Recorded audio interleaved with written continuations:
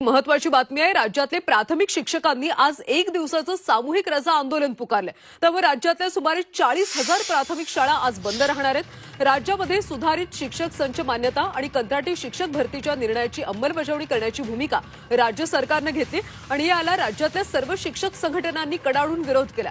ही अंमलबजावणी सुरू झाल्यास राज्यातल्या ग्रामीण भागातल्या 1,85,000 विद्यार्थी आणि 29,000हून अधिक शिक्षकांचं भवितव्य अंधारात जाण्याची भीती व्यक्त केली जाते।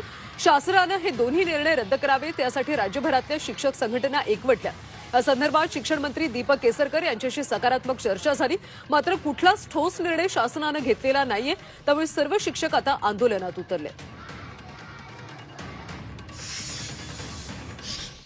राज्यामध्ये सरासरी 15,000 शिक्षक अतिरिक्त होत असून 2 लाख विद्यार्थ्यांचं शैक्षणिक गुणवत्तेचं नुकसान होणार आहे। ज्या शाळा पटसंख्या अभावी कमी होणार आहे त्या ठिकाणी शासनानं